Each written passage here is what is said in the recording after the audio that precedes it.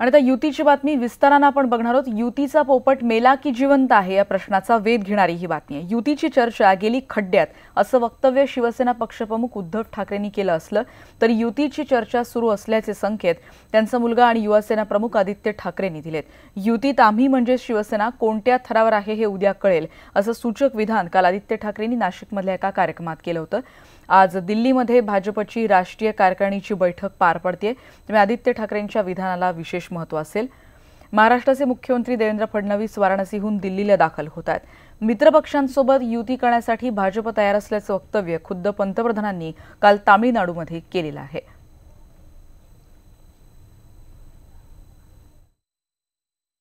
आणि उद्याकडे जे चालले दिल्लीला आम्ही कुठच्या थरावर राहणार आहे, मला वाटतं उद्या तुमची चर्चा होणार आहे। कितवा थर? पण हेच एक मजा आहे की सगळे एकत्र येऊन काम करतात। असो आमचे असतील काही वाद झाले असतील, काही विषय झाले असतील, अर्थात मी काही याच्यात स्पष्टीकरण वगैरे देत नाही, पण बाजूला मधुजी बसलेत ते पण आमची गंमत चाललेली मगासपासून। आणि मला आठवतं काही काही ठिकाणी जिथे उद्घाटन असतात तिथे बाजूला आमची बसून अशीच गंमत चालली असते। आणि त्यांचं वय जरी माझ्यापेक्षा म्हणजे जवळच असलं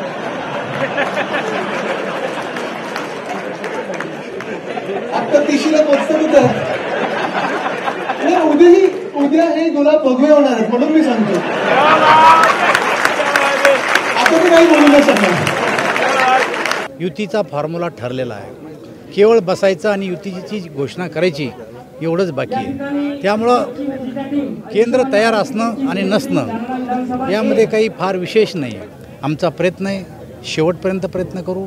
शेवटी भारतीय जनता पक्ष काय आपली रणनीती झाकून ठेवलेली नाही। आम्ही जाहीरपणाने सांगतो की आम्हाला युती करायची आहे। Even when the BJP won a majority on its own, we prefer to run the government with our allies. We cherish our old friends and our doors are always open for parties. आणि या सगळ्या संदर्भात आपण अधिक बोलणार आहोत। प्रशांत लीला रामदास आमचे प्रतिनिधी आता आपल्या सोबत नवी दिल्लीहून आहेत।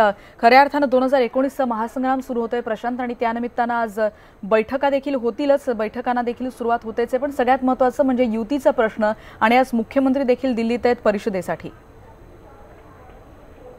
बरोबर आहे। खास करून जर बघितलं आज राजधानी दिल्लीमध्ये बैठकांचे सत्र आहे आणि महत्त्वाचं म्हणजे यामध्ये खास करून जर मुख्यमंत्री देवेंद्र फडणवीस हे दिल्लीत रात्री पोहोचलेले आहेत आणि सोबतच या सर्व पार्श्वभूमीवरती जे भारतीय जनता पक्षाची राष्ट्रीय कार्यकारिणी आहे, या राष्ट्रीय कार्यकारिणीमध्ये पंतप्रधान नरेंद्र मोदी असणार आहे, सोबतच अमित शहा असणार आहे, यांच्यासोबत मुख्यमंत्र्यांची भेट होण्याची शक्यता आहे। आणि महत्त्वाचं म्हणजे आज युतीच्या संदर्भात काहीतरी निर्णय होईल अशी शक्यता व्यक्त केली जाते। आणि महत्त्वाचं म्हणजे ज्या पद्धतीने काल आदित्य ठाकरेंनी संकेत दिले होते की आजचा दिवस अत्यंत महत्त्वाचा आहे आणि आजच या संदर्भात निर्णय होण्याची शक्यता व्यक्त केली जात आहे। त्यामुळे सकाळी साधारणतः 10 ते 2च्या दरम्यान मुख्यमंत्र्यांकडे थोडासा कालावधी आहे। या कालावधी दरम्यान ते काही राजकीय नेत्याच्या भेटी घेऊ शकतात असं बोललं जात आहे। धर्मेंद्र प्रधान यांची भेट घेण्याची शक्यता व्यक्त केली जात आहे, सोबत पियुष गोयल यांची देखील भेट घेण्याची शक्यता व्यक्त केली जात आहे। आणि त्यानंतर साधारणतः 2 वाजता ते राष्ट्रीय कार्यकारिणी जी बैठक आहे तिथे पोहोचण्याची शक्यता जी रामलीला मैदानात होईल।